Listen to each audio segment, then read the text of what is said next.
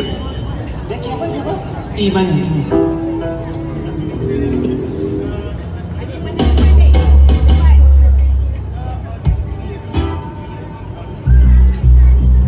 Okey, kita nak Fira nyanyi lagu apa, balik kampung.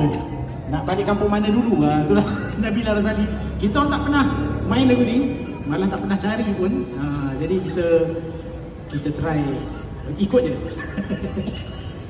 Okey, jom.